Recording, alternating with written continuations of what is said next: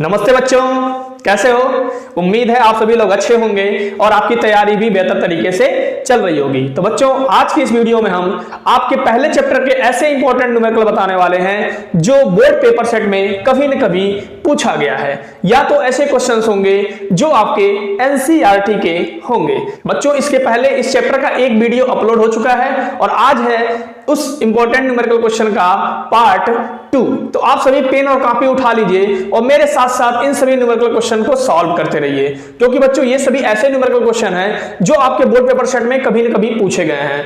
मतलब पहले चैप्टर में बताया गया, यदि आप सारे के सारे क्वेश्चन सॉल्व कर लेते हैं तो आपको बोर्ड की तैयारी के लिए अलग से किसी भी प्रकार का न्यूमेरिकल क्वेश्चन लगाने की जरूरत नहीं पड़ेगी।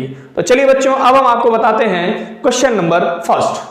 क्वेश्चन कह रहा है कि दो बिंदु आवेश प्लस 9e तथा प्लस e एक दूसरे से 16 सेंटीमीटर की दूरी पर स्थित है। उम्मीद है आप सभी लोगों को कूलाम का नियम पता होगा, ठीक है। मैराथन क्लास का वीडियो आप देख भी चुके होंगे। यदि बच्चों आप इस चैप्टर के मैराथन क्लास का वीडियो नहीं देखे हैं तो एक बार जरूर देख लीजिए, जिससे आपके हर एक टॉपिक का कॉन्सेप्ट क्लियर हो जाए और न्यूमेरिकल्स लगाने में थोड़ा भी दिक्कत ना हो, ठीक है। तो क्या कह रहा है क्वेश्चन कि दो बिंदु आवेश प्लस 9e तथा प्लस e एक दूसरे से 16 सेंटीमीटर की दूरी पर स्थित है। क्लियर? कह रहा है कि इनके बीच एक आवेश Q कहां रखा जाए कि वह संतुलन में हो। क्लियर? अब आप ध्यान दो, कह रहा है कि दो आवेश हैं। पहला आवेश है बच्चों 9e और दूसरा आवेश है प्लस e। इन दोनों के जो बीच की दूरी है वो आपका है 16 सेंटीमीटर। 16 सेंटीमीटर। अब क्वेश्चन कह रहा है कि इनके बीच एक आवेश Q कहां रखा जाए कि वह संतुलन में हो। तो हम मान लेंगे कि Q आवेश को प्लस 9e आवेश से x दूरी पर रखा जाए, तब ये संतुलन की अवस्था में होंगे। तो मान लीजिए कि 9e आवेश से और Q आवेश की जो बीच की दूरी है वो क्या है, x है। तो इस आवेश से इस आवेश तक के बच्चों दूरी क्या हो जाएगी, 16 माइनस x, क्योंकि ये पूरी दूरी क्या है, 16 है। इतनी बात क्लियर है, ठीक। अब हम क्या करेंगे, लिखेंगे माना Q आवेश प्लस 9e आवेश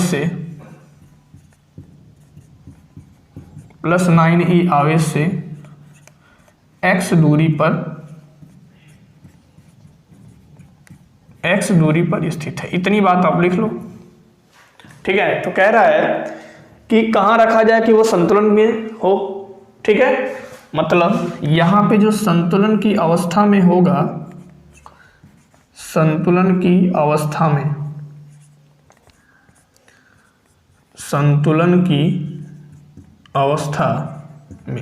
ध्यान देना बच्चों, संतुलन की अवस्था में प्लस 9e आवेश के कारण Q आवेश पर जो लगने वाला बल है, मान लीजिए F1 है, और प्लस E के कारण Q आवेश पर जो लगने वाला बल है मान लीजिए F2 है। इन दोनों का मान क्या होगा बच्चों, बराबर होगा। मतलब संतुलन की अवस्था में आपका क्या होगा, F1 बराबर हो जाएगा F2। अब हम आपको बता देते हैं कि कूलाम का नियम क्या है। तो बच्चों, कूलाम का नियम में दो आवेश था Q1 और ये क्या था, Q2। इनके बीच की दूरी थी r। तो इनके बीच जो लगने वाला बल था F, उसका फार्मूला था कि Q1 Q2 upon r square. ध्यान देना। तो F1 क्या है, प्लस 9e आवेश के कारण Q आवेश पर लगने वाला बल, और बच्चों इनके बीच की दूरी हम क्या माने हैं, x।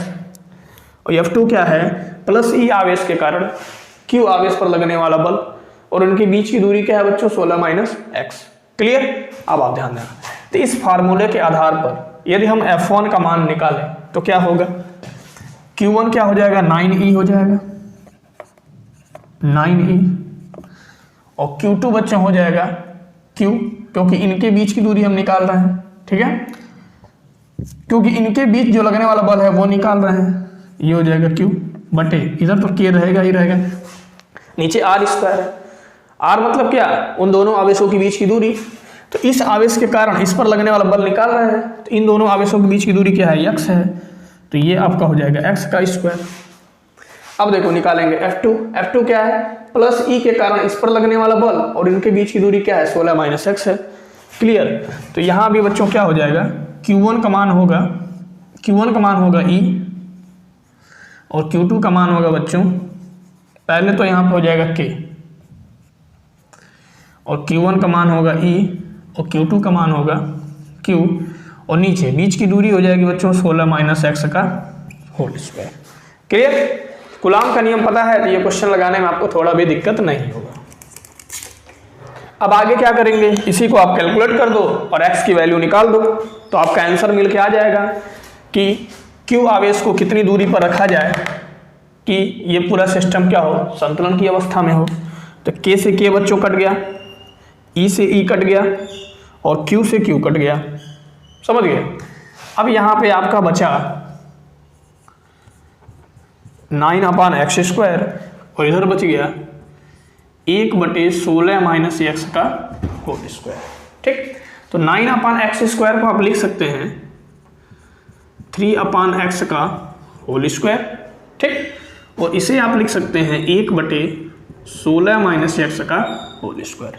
दोनों तरफ से स्क्वायर कैंसिल हो जाएगा, स्क्वायर कैंसिल हो गया तो ये हो जाएगा 3/x equal to 1/16 minus x। अब आप क्या करो, क्रॉस मल्टीप्लाई कर दो। तो क्रॉस मल्टीप्लाई बच्चों जब करेंगे तो 3 इंटू हो जाएगा 16 माइनस x और x का 1 में होगा, 3 का 16 में करोगे तो ये हो जाएगा 48 और 3 का x में करोगे तो ये हो जाएगा 3x बराबर क्या हो जाएगा x। अब ये हो गया 48 माइनस 3x को उधर लेके जाओगे तो हो जाएगा प्लस 3x और क्या हो गया x। ठीक है, तो ये हो गया 48, 3x और x क्या हो गया 4x, और 4 को आप इधर लाओगे तो 48/4 x। ठीक है, ये क्या हो जाएगा 4 1 कम 4, 4 दूना 8, मतलब x और बच्चों क्या आ गया 12 सेंटीमीटर। अब आप आंसर क्या लिख सकते हैं, अब हम आंसर लिख देंगे कि प्लस Q आवेश को प्लस 9E आवेश से 12 सेंटीमीटर दूरी पर रखने पर ये पूरा सिस्टम क्या होगा, संतुलन की अवस्था में होगा। और यहां से जब लिखेंगे तो लिखेंगे प्लस E आवेश से 16 में से x माइनस करोगे, 16 में से 12 जाएगा, कितना आएगा 4 सेंटीमीटर। तो 4 सेंटीमीटर दूरी पर रखने पर Q आवेश को रखने पर ये पूरा सिस्टम क्या होगा, संतुलन की अवस्था में होगा। बात क्लियर।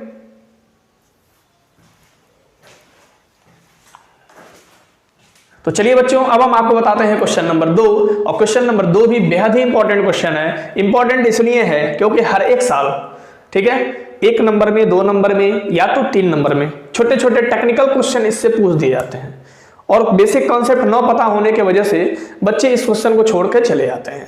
तो आपको इस टाइप का क्वेश्चन नहीं छोड़ना है बच्चों। यदि आप मैराथन क्लास का वीडियो देखे होंगे तो हम आपको उसमें बताए थे परावैद्युतांक से आप क्या समझते हैं, आप सभी को याद भी होगा परावैद्युतांक से हम क्या समझते हैं। ठीक है, परावैद्युतांक को की या एप्सिलॉन r से हम रिप्रेजेंट करते हैं, और इसका बच्चों फार्मूला था F/Fk या ε/ε0। हम आपको वहां डिटेल में समझा रखे हैं कि परावैद्युतांक से आप क्या समझते हैं या परावैद्युतांक क्या होता है। ठीक है, तो F क्या है, 2 आवेशों के मध्य लगने वाला बल है जब वे दोनों आवेश वायु या निर्वात में रखे गए हों। F क्या है, 2 आवेशों के मध्य लगने वाला बल जब ये दोनों आवेश किसी परावैद्युत माध्यम में रखे गए हों जिसका परावैद्युतांक क्या हो, K हो, तो इन बलों के अनुपात को हम परावैद्युतांक कहते हैं। या एप्सिलॉन क्या है, माध्यम की विद्युतशीलता, ε0 निर्वात की विद्युतशीलता। माध्यम की विद्युतशीलता या निर्वात की विद्युतशीलता के अनुपात को हम बोलते हैं क्या, परावैद्युतांक। बात क्लियर। अब हम आपको बता दें, जब आवेश को वायु या निर्वात से उठा करके किसी परावैद्युत माध्यम में रख दिया जाता है तो उन दोनों आवेशों के मध्य जो लगने वाला बल का मान है वो कम हो जाता है। इस बात को आप ध्यान रखना। ठीक है, मान लीजिए यदि एक एग्जाम्पल बता रहे हैं, मान लीजिए 2 आवेश वायु या निर्वात में रखे गए हों और उनके बीच 10 न्यूटन का बल लग रहा है, तो यदि उन्हीं आवेशों को उतना ही दूरी पर किसी परावैद्युत माध्यम में रख देते हैं तो उन दोनों आवेशों के बीच जो लगने वाला बल होगा वो 10 न्यूटन से कम हो जाएगा। मतलब सीधा सीधा मतलब ये समझिए, यदि आवेशों को परावैद्युत माध्यम में रखते हैं तो उनके बीच लगने वाला जो बल है उसका मान क्या होता है, कम हो जाता है। और वायु या निर्वात में यदि हम उसी दूरी पर, ठीक है, उसी दूरी पर उन आवेशों को रखते हैं तो बल का मान क्या हो जाता है, अधिक हो जाता है। बात समझ में आया? यहाँ प्रश्न भी कुछ इसी प्रकार का है। यदि इस प्रश्न को डिटेल में करेंगे तो एक पेज जाएगा और एक लाइन में करना चाहेंगे तो आइए हम बताते हैं कि कैसे करेंगे। क्वेश्चन कह रहा है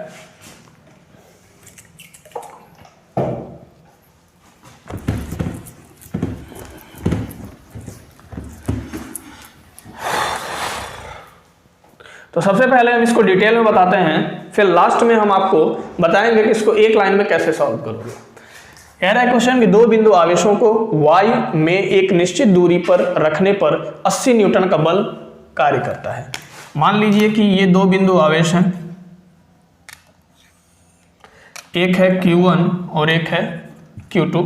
मान लीजिए कि ये दोनों एक दूसरे से R दूरी पर हैं, तो इनके बीच जो बल लग रहा है बच्चों वो लग रहा है 80 न्यूटन। मतलब इनके बीच यदि हम कूलाम का नियम लगाएं तो कूलाम का नियम यदि हम लगाएं तो F बराबर हो जाएगा कि Q1 Q2 अपान R²। मतलब F बराबर हो जाएगा, K का मान होता है 1/4 पाई एप्सिलॉन 0 Q1 Q2 अपान R²। और इसको हम बना लेंगे समीकरण नंबर 1। ठीक है, ये कब का है? जब आवेश वायु या निर्वात में हो, जब आवेश वायु या निर्वात में हो। फिर प्रश्न आगे कह रहा है कि इन्हीं आवेशों को एक परावैद्युत माध्यम में इतनी ही दूरी पर रखा जाता है, मतलब दूरी चेंज नहीं किया जाता है। ठीक है, लिख देंगे कि जब आवेशों को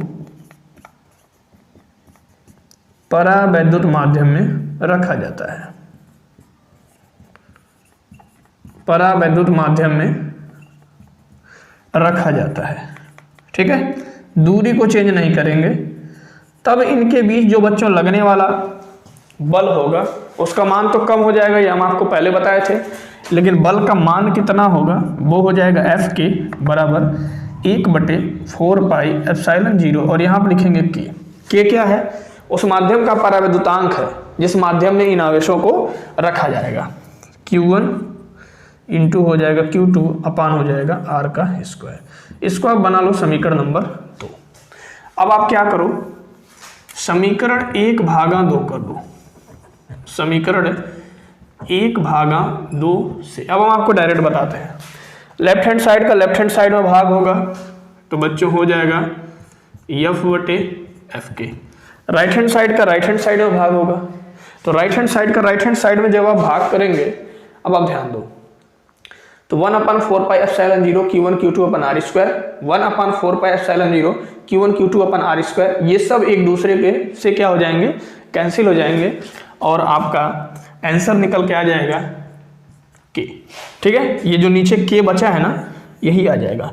इसको 1/4 pi epsilon 0 Q1 Q2 upon R² whole upon 1/4 pi epsilon 0 K Q1 Q2 upon R² रखेंगे तो 1/4 pi epsilon 0 Q1 Q2 upon R², ये दोनों तरफ से क्या होगा, कैंसिल हो जाएगा और ये K बच जाएगा और ये कुछ इस प्रकार हो जाएगा। बात समझ में आया? K क्या है बच्चों? परावैद्युतांक है और प्रश्न में हमसे यही पूछ रहा है।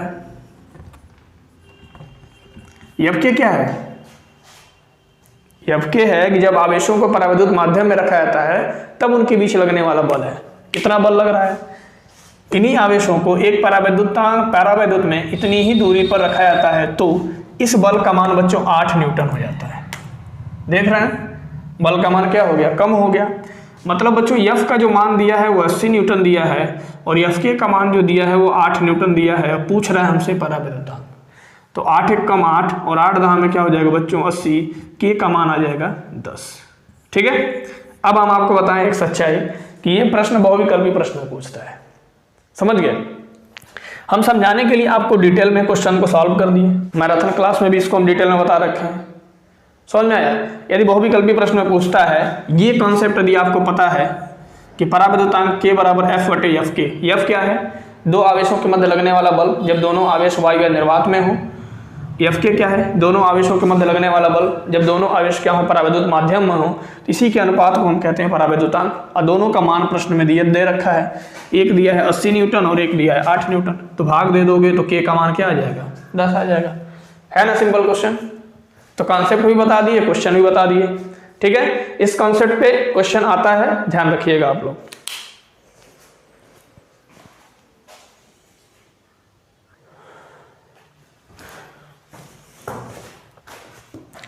तो अब हम बताते हैं आपको क्वेश्चन नंबर 3। क्वेश्चन नंबर 3 आपका वैद्युत क्षेत्र की तीव्रता से संबंधित है। बच्चों, वैद्युत क्षेत्र की तीव्रता का फार्मूला क्या है पता है? किसी भी बिंदु आवेश, मान लीजिए ये Q एक बिंदु आवेश है, इसके कारण R दूरी पर कोई बिंदु O है, तो यहाँ पर जो वैद्युत क्षेत्र की तीव्रता का फार्मूला है वो आपका होता है KQ/R²। बात समझ गए? इसी कॉन्सेप्ट पे ये क्वेश्चन लगेगा। चलिए अब हम क्वेश्चन पढ़ते हैं। क्या कह रहा है कि दो बिंदु आवेश प्लस 5 × 10⁻19 कूलाम व प्लस 10 × 10⁻19 कूलाम 1 मीटर की दूरी पर स्थित है। क्लियर? फिर कह रहा है कि दोनों आवेशों को जोड़ने वाली रेखा के किस बिंदु पर वैद्युत क्षेत्र की तीव्रता 0 होगी। बहुत ही सिंपल क्वेश्चन है, अब हम आपको बताते हैं। कह रहा है कि मान लीजिए कि ये दो आवेश है, ये दो आवेश है। पहला आवेश है बच्चों आपका 5 × 10⁻19 कूलाम, ठीक है, और दूसरा आवेश है आपका 10 × 10⁻19 कूलाम। हमसे कह रहा है ये दोनों एक दूसरे से कितनी दूरी पर हैं? 1 मीटर की दूरी पर हैं। तो हमसे कह रहा है कि दोनों आवेशों को जोड़ने वाली रेखा के किस बिंदु पर वैद्युत क्षेत्र की तीव्रता 0 होगी। हम मान लेंगे कि प्लस 5 × 10⁻19 कूलाम से x दूरी पर स्थित बिंदु पर, x दूरी पर स्थित बिंदु पर वैद्युत क्षेत्र की तीव्रता क्या होगी?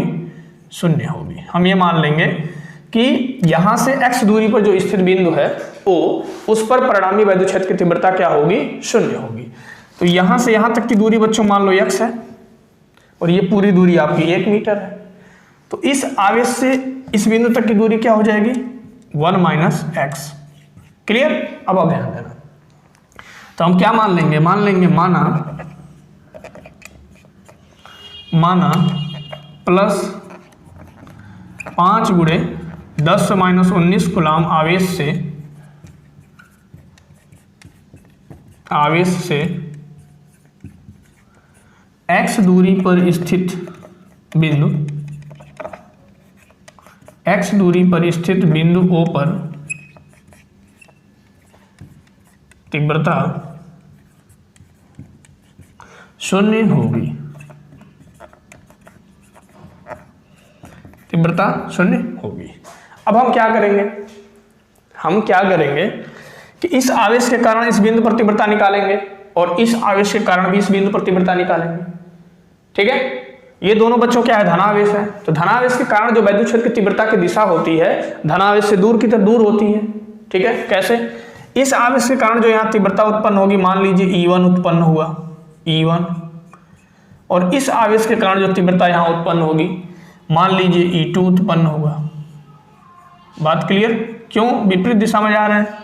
क्योंकि धनात्मक आवेश के कारण जो तीव्रता उत्पन्न होती है उसकी दिशा धनावेश से दूर की तरफ होती है। ठीक है? तो इसकी दिशा इधर हो गई और इसकी दिशा बच्चों उधर हो गई। तो यहाँ पे जब इस बिंदु पे जब परिणामी तीव्रता निकालेंगे तो परिणामी तीव्रता E बराबर होगी E1 - E2। कल के वीडियो में हम आपको बता रखे हैं जब वैद्युत क्षेत्र की तीव्रता दोनों एक दिशा में होती है तो परिणामी तीव्रता दोनों को जोड़ने के बाद प्राप्त होता है, और वैद्युत क्षेत्र की तीव्रता यदि विपरीत दिशा में है तो यहाँ जो परिणामी तीव्रता निकलेगा E1 में से E2 को क्या कर देंगे? माइनस कर देंगे। ठीक है? अब आप ध्यान दो, प्रश्न हमसे क्या पूछ रहा है कि कितनी दूरी पर स्थित बिंदु पे परिणामी तीव्रता क्या होगी? 0 होगी। ठीक है ना? तो जो सबसे पहले हम क्या करेंगे, इसको मान लो Q1, इस आवेश को मान लो Q1 और इस आवेश को मान लो Q2। थोड़ा लिखने में आसानी होगा तो हम लिखेंगे प्लस Q1 के कारण बिंदु O पर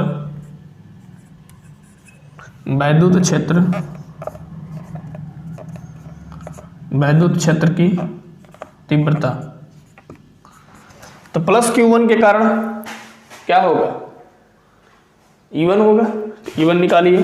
तो वैद्युत क्षेत्र की तीव्रता E1 का जो फार्मूला होता है बच्चों वो होता है KQ/R²। ठीक है, तो E1 बराबर हो जाएगा K का मान होता है 9 गुणे 10 पे 9 और Q का मान है बच्चों Q1 का 5 गुणे 10 पे -19 बटे R²। R क्या, R मतलब क्या, इस आवेश और इस बिंदु तक की दूरी जहां हमें तीव्रता निकालना है, तो इनके बीच की दूरी क्या है, x है। तो R की जगह क्या होगा, x हो जाएगा। तो ये हो गया x का स्क्वायर। क्लियर। अब आप ध्यान दो, अब आप E2 निकाल लो, उसके बाद कैलकुलेट करेंगे एक साथ। तो लिखेंगे प्लस Q2 के कारण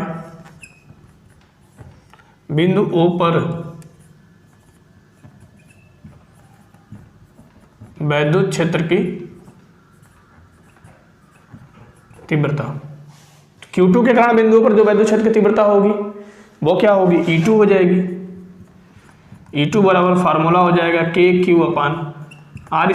अब आप ध्यान दो, K का मान होता है 9 गुणे 10 पे 9 और Q का मान कितना दिया है 10 गुणे 10 से -19 और R क्या है बच्चों, ये आवेश और इस बिंदु तक की दूरी जहां हमें तीव्रता निकालनी है। तो क्या हो जाएगा 1 - x का होल स्क्वायर। ठीक है, तो अब हम निकालेंगे, अतः बिंदु O पर परिणामी तीव्रता। बिंदु O पर जो परिणामी तीव्रता दिया है वो कितना दिया है, 0 दिया है। समझ में आया, कह रहा ना कि किस बिंदु पर रख दें कि परिणामी तीव्रता क्या हो जाए, 0 हो जाए। तो हम मान लिए कि इस आवेश से x दूरी पर यदि इस बिंदु पर परिणामी तीव्रता क्या होगी, 0 होगी। लेकिन परिणामी तीव्रता यहाँ पर होगा क्या बच्चों, परिणामी तीव्रता आपका होगा E1 - E2 बराबर क्या होगा, 0 होगा। तो ये हो गया E1 माइनस को आप उधर ट्रांसफर करोगे तो E1 बराबर क्या हो जाएगा, E2। अब आप E1 की वैल्यू लिखो, E1 की वैल्यू यहाँ पर लिखोगे और इसे कैलकुलेट करोगे तो x का मान निकलेगा और x का मान निकलेगा तो हमें पता चल जाएगा कि इस आवेश से कितनी दूरी पर स्थित बिंदु पर वैद्युत क्षेत्र की तीव्रता 0 होगी। तो 9 गुणे हो गया 10 पे 9 गुणे 5 गुणे 10 पे 19 बटे क्या हो गया x² बराबर यहाँ हो जाएगा 9 गुणे 10 पे 9 और ये हो गया 10 गुणे 10 पे -19 बटे 1 - x का होल स्क्वायर। अब बहुत आसानी से इसे आप कट कर सकते हो। यदि आप यही कैलकुलेशन किए होते तो थोड़ा तकलीफ होता। अब देखो तकलीफ आपका दूर है, 9 से 9 कैंसिल, 10 पे 9 से 10 पे 9 कैंसिल, 10 से -19 से 10 से -19 कैंसिल, है ना आसान। अब आप देखो यहाँ पे आपका आ गया 5 बटे x² और यहाँ बच्चों आ गया 10 बटे 1 - x²। तो 5 × 5 और 5 दूना क्या हो गया 10। तो ये हो गया बच्चों 1 बटे x² बराबर और यहाँ आपका बचा 2 बटे 1 - x का होल स्क्वायर। अब आप ध्यान दो, अब आप क्या कर सकते हो, क्रॉस मल्टीप्लाई कर दो। क्रॉस मल्टीप्लाई करोगे तो 1 - x का होल स्क्वायर बराबर इधर जाएगा तो ये हो जाएगा 2x का स्क्वायर। इस स्क्वायर पे इन दोनों पक्षों को सेट कर दो। कैसे सेट करोगे, 1 - x का होल स्क्वायर, 2 पे तो स्क्वायर है नहीं, इसको सेट करने के लिए 2 को क्या करो रूट में रख दो और x, फिर ये हो जाएगा स्क्वायर, दोनों तरफ स्क्वायर है तो स्क्वायर स्क्वायर क्या होगा कैंसिल हो जाएगा। ये आपका हो जाएगा 1 - x बराबर हो जाएगा √2x। अब आप क्या करो, √2x को -x को उस साइड में लेके जाओ तो -x बच्चों जब उस साइड में जाएगा तो +x हो जाएगा और इसके बाद हो जाएगा 1 बराबर x आप कॉमन ले लो, x कॉमन लोगे तो ये हो जाएगा √2 + 1 और x की वैल्यू निकल के आ जाएगी 1/√2 + 1 बराबर x। क्लियर। √2 की वैल्यू क्या होती है, √2 की वैल्यू यदि आप इसमें पुट करोगे तो आपका पूरा कैलकुलेट होकर निकल के आ जाएगा 4.4 मीटर। ठीक है, मतलब आप आंसर में लिख सकते हो कि Q1 आवेश से 0.414 मीटर दूरी पर स्थित बिंदु पर वैद्युत क्षेत्र की तीव्रता क्या होगी, 0 होगी। बहुत ही आसान प्रश्न है। इस टाइप के भी प्रश्न अक्सर बोर्ड पेपर सेट में पूछे जाते हैं। ठीक है, तो इस टाइप के जितने भी प्रश्न मिलेंगे उसको आप सॉल्व कर लीजिएगा। प्रश्न क्या कहा है आपको समझ में आ गया होगा। ठीक है बच्चों, यदि ये प्रश्न आपको बेहतर तरीके से समझ में आया तो एक प्यारा सा कमेंट करके जरूर बताइए।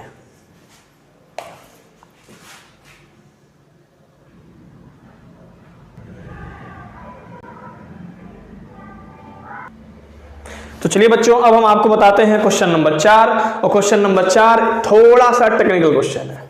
ठीक है, क्या कह रहा है कि किसी निकाय में दो आवेश QA बराबर प्लस 1.5 माइक्रोकूलम तथा QB बराबर माइनस 1.5 माइक्रोकूलम क्रमशः दो बिंदुओं A -2 mm, 0, तथा B +2 mm, 0, पर स्थित है। ठीक है, इस निकाय के द्विध्रुव आघूर्ण का परिमाण तथा दिशा लिखिए। सबसे पहले आपको बता दें द्विध्रुव क्या होता है। तो बच्चों, द्विध्रुव एक ऐसा निकाय है जिसमें दो बराबर किंतु विपरीत प्रकार के आवेश एक दूसरे से अल्प दूरी पर स्थित होते हैं। अब आप यहां थोड़ा ध्यान दो, ये दोनों आवेश बराबर हैं लेकिन क्या है, विपरीत प्रकार के आवेश हैं। तो यहां जो निकाय बन रहा है वो वैद्युत द्विध्रुव का निकाय बन रहा है। ठीक, अब देखो क्या प्रश्न कह रहा है कि दो बिंदु हैं, ये एक बिंदु आपका A है और एक बिंदु आपका क्या है बच्चों, B है। तो A के जो निर्देशांक है ये है आपका 2 mm, 0, और इसका जो निर्देशांक है +2 mm, 0, अब ये बिंदु A पर जो आवेश है, बिंदु A पर जो आवेश है वो QA है। QA आवेश कितना है, प्लस 1.5 माइक्रोकूलम, और बिंदु B पर जो आवेश है वो QB है, ये है आपका माइनस 1.5 माइक्रोकूलम। तो इन दोनों आवेशों को देखने से ये पता चल रहा है कि यहाँ पर जो निकाय बन रहा है वो क्या है, वैद्युत द्विध्रुव है। क्योंकि वैद्युत द्विध्रुव में दो बराबर आवेश होते हैं और विपरीत प्रकार के होते हैं, एक दूसरे से अल्प दूरी पर स्थित होते हैं। इनकी दूरी नहीं पता है। ठीक है, दूरी हमको निकालना पड़ेगा, A से B की दूरी हमको निकालना पड़ेगा। तीन बिंदु का बच्चों यहाँ पे निर्देशांक दे रखा है। ठीक है, तो तीन बिंदु के निर्देशांक के लिए जो फॉर्मूला होता है, मान लीजिए कि ये निर्देशांक है आपका x1, y1, z1, और इधर है x2, y2, z2, और इन दोनों निर्देशांकों की जो बीच की दूरी होगी, इन दोनों बिंदुओं की जो बीच की दूरी होगी वो क्या होगी, या किस फार्मूले से आप निकालेंगे। उसका फार्मूला होता है x1 - x2 का whole square plus y1 - y2 का whole square plus z1 - z2 का होल स्क्वायर। ऐसा हमें क्यों करना पड़ रहा है, क्योंकि यहाँ पे निर्देशांक दे रखा है। डायरेक्ट दूरी न दे करके इन दोनों बिंदुओं के क्या दिया है, निर्देशांक दिया है। ठीक है, तो आवेश QA व QB के बीच की दूरी, आवेश QA व QB के बीच की दूरी। अब आप ध्यान दो, तो बीच की दूरी बच्चों क्या हो जाएगी, वो होगी AB बराबर √, x1 क्या है बच्चों, -2 m है, तो -2 mm, माइनस x2 क्या है, +2 m है, ये हो जाएगा 2 mm का होल स्क्वायर हो जाएगा। अब आप ध्यान दो, y1 क्या है 0 और y2 भी क्या है 0 है का होल स्क्वायर, और z1 है बच्चों 0 और z2 भी आपका क्या है 0, ये हो जाएगा होल स्क्वायर। तो AB बराबर हो जाएगा माइनस ये 0, 0, 0, 0 खत्म। अब आप यहाँ दो क्या हो जाएगा, -2 - 2 -4 हो गया। -4 का आप स्क्वायर करोगे बच्चों तो ये हो जाएगा 16 mm का होल स्क्वायर। क्लियर। अब आप ध्यान दो, तो AB बराबर निकालोगे तो क्या निकलेगा, 16 का वर्गमूल हो जाएगा 4 और ये हो जाएगा 4 mm। मतलब इस वैद्युत द्विध्रुव में दोनों आवेशों के बीच की जो अल्प दूरी है वो क्या है, 4 mm है, मतलब 4 मिलीमीटर है। बात क्लियर। अब हम देखते हैं कि क्वेश्चन में हमको निकालने को क्या कह रहा है।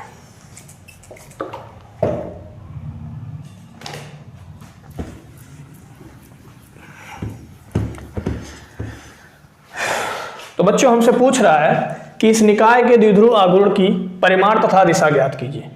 हम आपको बता दें, वैद्युत द्विध्रुव से कोई एक आवेश Q, कोई भी एक आवेश, क्योंकि दोनों आवेश क्या होते हैं, बराबर होते हैं लेकिन विपरीत प्रकार के होते हैं, तथा उन दोनों आवेशों के बीच की अल्प दूरी के गुणनफल को हम वैद्युत द्विध्रुव आघूर्ण कहते हैं। ठीक है, तो वैद्युत द्विध्रुव आघूर्ण जो हो जाएगा आपका वैद्युत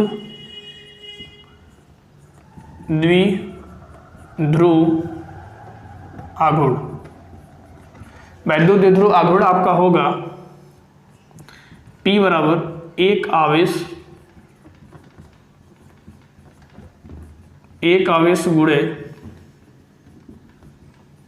दोनों आवेशों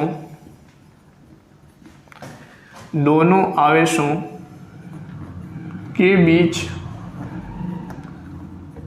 की अल्प दूरी। एक आवेश था, दोनों आवेशों के बीच की अल्प दूरी। तो बच्चों एक आवेश लिख दो 1.5 माइक्रोकूलम है और दोनों आवेशों के बीच की दूरी कितनी है, 4 mm, मतलब मिलीमीटर। अब आप ध्यान दो क्या करोगे, तो माइक्रोकूलम को आप कूलम में बदल दो, तो ये हो जाएगा 1.5 गुणे 10⁻⁶ कूलम, और मिमी को आप मीटर में बदल दो, तो ये हो जाएगा 4 गुणे 10⁻³ मीटर। ठीक है, अब आप क्या करो, 4 का गुणा कर दो बच्चों 1.5 में, तो 15 चौका क्या होता है, 60 होता है, 60 लिखोगे।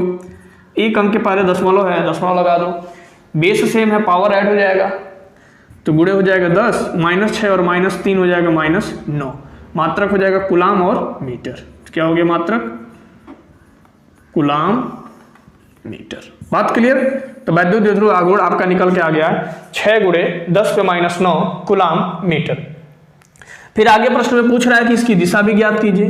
तो बच्चों हम आपको बता दें कि वैद्युत द्विध्रुव आघूर्ण की जो दिशा होती है माइनस आवेश से प्लस आवेश की ओर होती है। क्लियर। तो QB क्या है, माइनस आवेश है, और QA क्या है, प्लस आवेश है। तो इसकी जो दिशा हो जाएगी बच्चों, इसकी दिशा हो जाएगी बिंदु B से A की ओर। ठीक है, ये थोड़ा सा टेक्निकल और जबरदस्त प्रश्न है, इसको आप अच्छे से सीख लीजिएगा। ठीक है,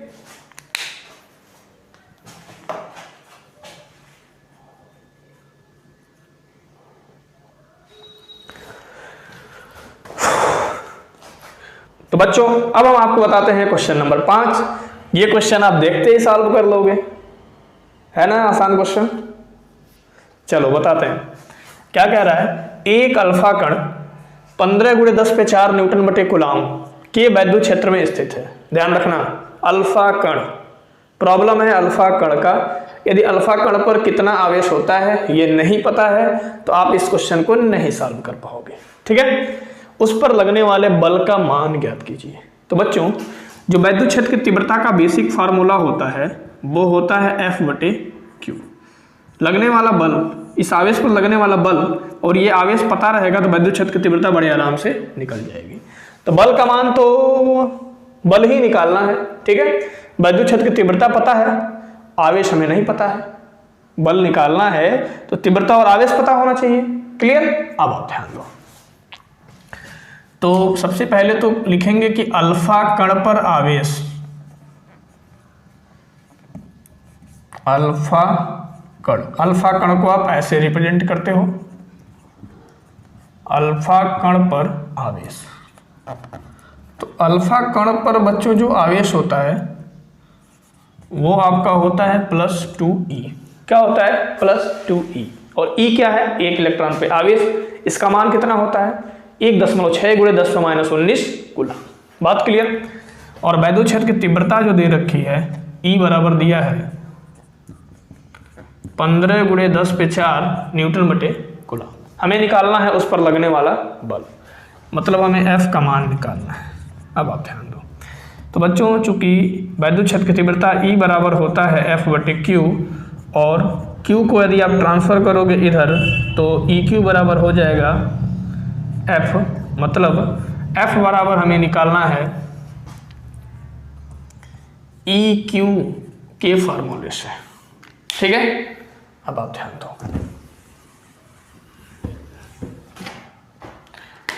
तो F E का मान कितना है?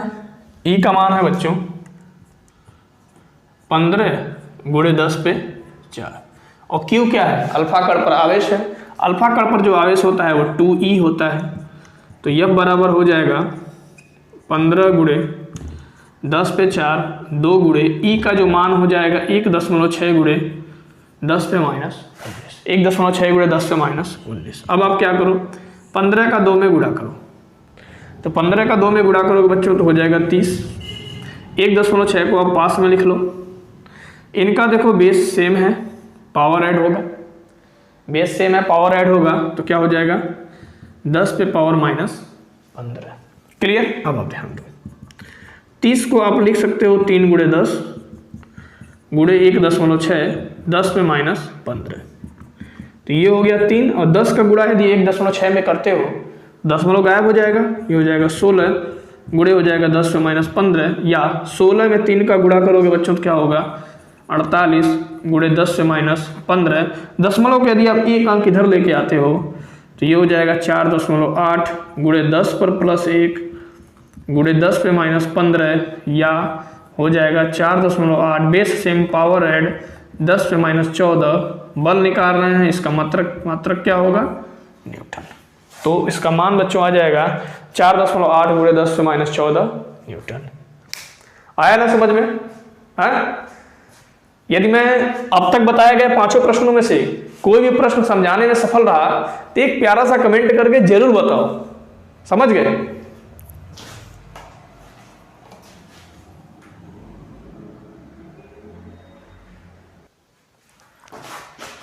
तो अब आपको एक और जबरदस्त क्वेश्चन बताते हैं। ये भी प्रश्न आपके बोर्ड पेपर सेट में कई बार पूछ चुका है। ठीक है, क्या है प्रश्न? कह रहा है +1 माइक्रोकुलाम तथा -1 माइक्रोकुलाम के 2 बिंदु आवेश एक दूसरे से 2 सेंटीमीटर की दूरी पर स्थित है। रुक जाओ, क्या है? +1 माइक्रोकुलाम -1 माइक्रोकुलाम, कौन सा निकाय बन रहा है? वैद्युत द्विध्रुव बन रहा है ना? है? क्योंकि वैद्युत द्विध्रुव में क्या होता है, 2 बराबर आवेश होते हैं किंतु विपरीत प्रकार के होते हैं। दोनों आवेश क्या है? बराबर है, 1 माइक्रोकुलाम है, 1 माइक्रोकुलाम है, और दोनों पे आवेश क्या है? अलग अलग है, एक धनावेश है और एक ऋणावेश है। क्लियर? फिर कह रहा है दोनों मिलकर एक वैद्युत द्विध्रुव की रचना करते हैं। आगे प्रश्न में कहा भी है। फिर कह रहा है कि यह वैद्युत द्विध्रुव 1 × 10⁵ वोल्ट पर मीटर की एक समान वैद्युत क्षेत्र में स्थित है। ज्ञात कीजिए वैद्युत द्विध्रुव का आघूर्ण और वैद्युत द्विध्रुव आघूर्ण पर आरोपित अधिकतम बल आघूर्ण। क्लियर? बहुत सिंपल क्वेश्चन है। तो चलिए अब हम आपको ये क्वेश्चन बताते हैं। क्या कह रहा है? सबसे पहले इसमें एक द्विध्रुव दिया है, यहाँ पे जो बच्चों है वो 1 माइक्रोकुलाम है। यदि आप इसे कुलाम में बदलते हो तो 10⁻6 से गुणा करना पड़ेगा, और यहाँ बच्चों क्या दिया हुआ है -1 माइक्रोकुलाम। यदि इसे आप कुलाम में बदलोगे तो 10⁻6 से गुणा करना पड़ेगा, क्योंकि दोनों आवेश क्या है? समान है। मतलब Q बराबर आपका निकल के आ गया है 1 × 10⁻6 कुलाम। क्लियर? अब इन दोनों आवेशों के बीच की जो अल्प दूरी है, क्या है प्रश्न में?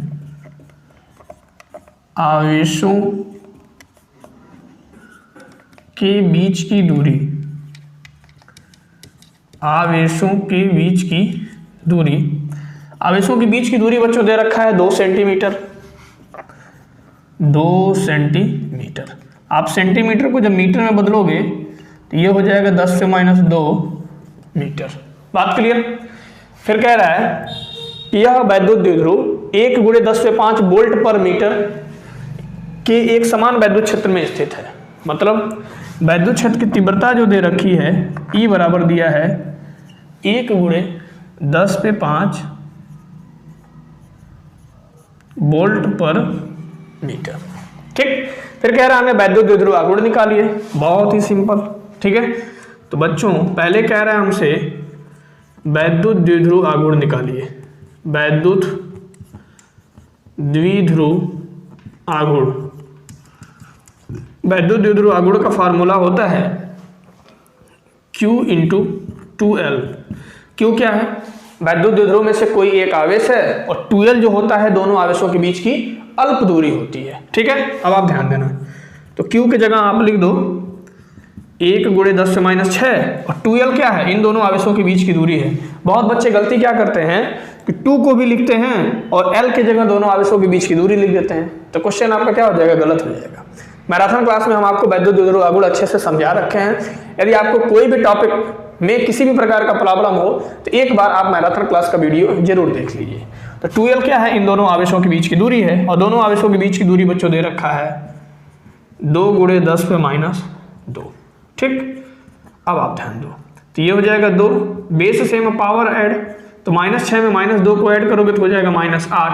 अब बच्चों वैद्युत द्विध्रुव आघूर्ण का जो मात्रक होता है वो आपका होता है कूलाम मीटर। क्या होता है? Coulomb metre. क्लियर? दूसरा क्वेश्चन क्या कह रहा है कि वैद्युत द्विध्रुव पर आरोपित अधिकतम बल आघूर्ण निकालिए। अब आप ध्यान दो, तो जो बल आघूर्ण होता है ना, बल आघूर्ण का जो फार्मूला होता है टाउ बराबर होता है PE sin थीटा। तो अधिकतम बल आघूर्ण के लिए क्या होगा? अधिकतम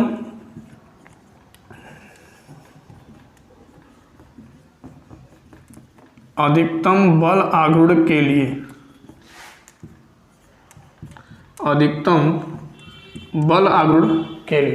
अधिकतम बल आघूर्ण के लिए क्या हो जाता है बच्चों? sin 90° बराबर क्या होता है? 1, मतलब थीटा बराबर क्या हो जाता है? 90°। अधिकतम बल आघूर्ण के लिए होता है थीटा बराबर 90°, इसलिए sin 90° का मान हो जाएगा 1। तो टाउ मैक्स आपका निकल के आ जाएगा PE। क्या आ जाएगा? PE। P क्या है? वैद्युत द्विध्रुव आघूर्ण है, तो वैद्युत द्विध्रुव आघूर्ण का फार्मूला निकला है 2 × 10⁻8 और E क्या है बच्चों? वैद्युत क्षेत्र की तीव्रता है और वैद्युत क्षेत्र की तीव्रता दे रखा है 1 × 10⁵।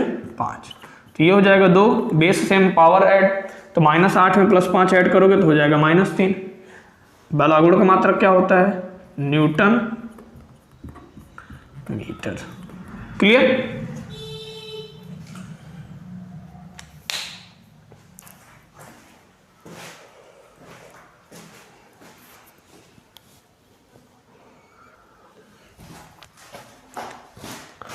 अब बच्चों आपको हम बताते हैं क्वेश्चन नंबर 7। क्वेश्चन नंबर 7 भी थोड़ा सा टेक्निकल क्वेश्चन है। ठीक है, थोड़ा ध्यान देना आप इस क्वेश्चन में। क्या कह रहा है क्वेश्चन कि दो धन आवेश जो कि परस्पर 0.1 मीटर की दूरी पर स्थित है, ठीक है, एक दूसरे को 18 न्यूटन के बल से प्रतिकर्षित करते हैं। मान लीजिए बच्चों दो धन आवेश है, ठीक है। अभी हम क्वेश्चन को आगे समझाते हैं। ये मान लीजिए Q1 है और ये आप मान लीजिए Q2 है, ठीक है। इनके बीच की जो दूरी है बच्चों R बराबर दिया है 0.1 मीटर, ठीक है। और कह रहा है कि एक दूसरे को 18 न्यूटन के बल से प्रतिकर्षित करते हैं और इनके बीच जो बल लग रहा है F वो आपका लग रहा है 18 न्यूटन। यदि दोनों आवेशों का योग 9 माइक्रोकूलम हो, मतलब इन दोनों आवेशों का योग जो दे रखा है, मतलब Q1 प्लस Q2 बराबर दिया है 9 माइक्रोकूलम, ठीक है। Q1 प्लस Q2 बच्चों क्या दे रखा है 9 माइक्रोकूलम। तो उनके अलग अलग मान ज्ञात कीजिए, मतलब हमको Q1 और Q2 का मान ज्ञात करना है, ठीक है। तो इन दोनों आवेशों के मध्य जो लगने वाला बल है Q1 व Q2 के मध्य, इसको आप बना लो समीकरण नंबर 1। Q1 व Q2 के मध्य लगने वाला बल क्या हो जाएगा, F बराबर हो जाएगा Q1 इंटू Q2 अपान R², ठीक है। अब देखो बल कितना लग रहा है, 18 न्यूटन का बल लग रहा है बच्चों। K का मान कितना होता है 9 × 10⁻9 गुणे यहाँ हो जाएगा Q1 इंटू Q2 बटे R क्या है, R है आपका 0.1 मीटर, 0.1 का हो जाएगा बच्चों होल स्क्वायर। अब आप क्या करो, यहाँ से कैलकुलेट करके Q1 इंटू Q2 का मान निकाल दो। तो सबको यदि आप इधर ट्रांसफर करते हो तो ये हो जाएगा 18 गुणे 0.1 का होल स्क्वायर, और ये आपका नीचे आ जाएगा, ये हो जाएगा 9 गुणे 10 पे 9 बराबर हो जाएगा Q1 इंटू Q2। कैसे? 0.1 का होल स्क्वायर इधर ट्रांसफर हुआ, 18 के साथ गुणा हो गया, और इधर दिया है 9 गुणे 10 पे 9, बच्चों उधर जाएगा तो इधर गुणा हो रहा है, उधर जाके भाग हो जाएगा, तो Q1 इंटू Q2 का मान निकल गया। अब आप ध्यान देना, थोड़ा सा टेक्निकल है, हम आपको बताते हैं। इसे आप क्या करो, 9 माइक्रो कूलाम को कूलाम में बदल दो। तो कूलाम में बदलोगे तो 10 पे -6 से गुणा करना पड़ेगा। इसे आप बना लो समीकरण नंबर 1। क्लियर? अभी आपको क्लियर हो जाएगा आगे चल के। तो ये हो गया 9 1 कम 9, और 9 दूना बच्चों हो गया 18। ठीक है, तो इसे आप लिख सकते हो कि Q1 इंटू Q2 बराबर 2 गुणे 0.1 का होल स्क्वायर है ना, इसको आप 2 बार लिख दो, 0.1 गुणे 0.1 बटे नीचे क्या हो जाएगा बच्चों 10 पे 9। क्लियर है? ध्यान देना। तो ये हो गया Q1 इंटू Q2, 2 गुणे, यहाँ से आप दशमलव हटा दो, दशमलव जब उस साइड में जाएगा जितना डिजिट वो खिसकेगा मल्टीप्लाई करके 10 पे उतना माइनस लगाएंगे, तो ये हो जाएगा बच्चों 1 गुणे 10 पे -1, और यहाँ भी हो जाएगा 1 गुणे 10 पे -1, और नीचे हो गया 10 पे 9। क्लियर? अब आप ध्यान दो, Q1 इंटू हो गया Q2 बराबर 2 गुणे बेस सेम पावर ऐड, ये हो जाएगा 10 पे -2, और 10 पे +9 को ऊपर ले जाओगे तो हो जाएगा 10 पे -9, और ये कैलकुलेट होके हो जाएगा 2 गुणे 10 से -11 कूलाम। ठीक है, अब आप ध्यान दो, यहाँ निकला है बच्चों Q1 प्लस Q2। यदि Q1 माइनस Q2 का एक और इक्वेशन निकल जाए तो दोनों समीकरण को हल करके हम Q1 और Q2 का अलग अलग मान निकाल लेंगे। ठीक है, अब हम आपको बताते हैं। अब आप यहाँ लिख सकते हो, चूंकि एक फार्मूला होता है a माइनस बी का, जो होल स्क्वायर का फार्मूला होता है वो आपका होता है कि a प्लस बी का whole square minus a plus b का होल स्क्वायर माइनस होता है 4ab। ये आपका एक फार्मूला है। ठीक है, तो इसी फार्मूले पर बच्चों आप क्या लिख सकते हो, Q1 माइनस Q2 का होल स्क्वायर बराबर Q1 प्लस Q2 का whole square minus 4 into Q1 into Q2। इससे क्या होगा, ये Q1 माइनस Q2 हमारा निकल जाएगा, और यहाँ Q1 प्लस Q2 का एक समीकरण दिया है और दूसरा समीकरण बन जाएगा Q1 माइनस Q2 का। दोनों समीकरण को हल कर देंगे, हल करके Q1 और Q2 का मान हम निकाल लेंगे। कैसे करते हैं वो मैं आपको समझा रहा हूँ। Q1 प्लस Q2 का मान कितना दिया है, Q1 प्लस Q2 का मान दिया है 9 गुणे 10 से -6 का whole square minus Q1 into Q2 कितना दिया है बच्चों, दिया है आपका 2 गुणे 10 से -11। ठीक है, अब आप ध्यान दो, तो ये हो जाएगा Q1 माइनस Q2 का होल स्क्वायर बराबर 9 का स्क्वायर करोगे तो हो जाएगा 81, और ये हो जाएगा -12 माइनस यहाँ हो जाएगा 4 दूना 8 गुणे 10 पे माइनस क्या हो गया बच्चों 11। अब आप इसे क्या कर दो, अब आप ध्यान देना, इधर देखो 10 पे -12 है, यदि इधर भी हम 10 पे -12 कर दें, ठीक है 10 पे -12 कर दें तो क्या होगा, कॉमन मिल जाएगा हमें, कॉमन ले लो, तो ये हो जाएगा Q1 माइनस Q2। इसे आप क्या करो 10 पे -11 बना दो। कैसे बनेगा, दशमलव को आप इधर खिसका लो, तो ये हो जाएगा 8.1 गुणे 10 पे -11 माइनस 8 गुणे 10 पे -11। बात क्लियर? अब देखो ये हो जाएगा Q1 माइनस Q2 बराबर 8.1 माइनस 8 और 10 से -11 क्या हो गया बच्चों, कॉमन हो गया। क्लियर? तो ये निकल गया Q1 माइनस Q2 बराबर 8.1 में से जब 8 जाएगा तो ये आपका बचेगा 0.1 गुणे 10 से -11। ठीक, अब आप क्या करो 0.1 से दशमलव हटा दो, तो दशमलव हटाओगे तो ये हो जाएगा 1 गुणे 10 पे -1 गुणे 10 पे माइनस क्या हो जाएगा 11। अब आप ध्यान दो, तो Q1 माइनस Q2 बराबर क्या आ गया, क्या आ गया, बेस सेम पावर ऐड, ये हो जाएगा 10 पे -12 कूलाम। क्लियर? एक चीज छूट रहा है, Q1 माइनस Q2 का होल स्क्वायर है ना, ये स्क्वायर छूट रहा है, ध्यान देना, स्क्वायर ऐसे लगाते जाओ। और यहां बच्चों जब स्क्वायर लगा है, अब ये हो जाएगा Q1 माइनस Q2, और स्क्वायर जब इधर जाएगा तो करड़ी बन जाएगा, तो ये हो जाएगा 10 से माइनस 12, और ये निकल के आ गया 10 से माइनस 6 कूलम। अब हम क्या कर देंगे, दो समीकरण है हमारे पास, एक समीकरण 1 है और इसे आप बना लो समीकरण नंबर 2।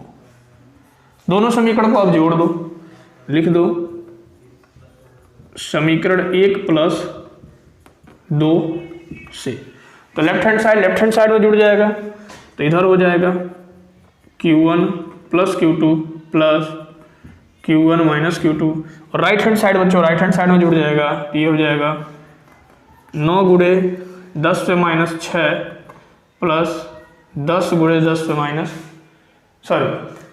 प्लस 10 से माइनस 6। क्लियर?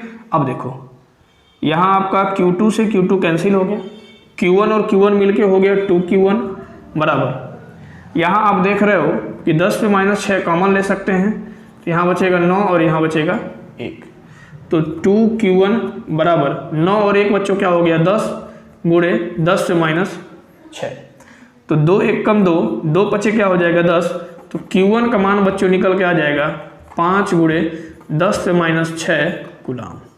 तो बच्चों Q1 का मान तो निकल गया और मेरा व्हाइट बोर्ड भी भर गया। अब आपको Q2 का मान निकालना है और हमें कमेंट करके बताना है कैसे निकलेगा। Q1 का मान निकल गया, अब Q1 का मान उठा के या तो समीकरण 1 में रख दो या तो समीकरण नंबर 2 में रख दो, तो Q2 आपका निकल जाएगा।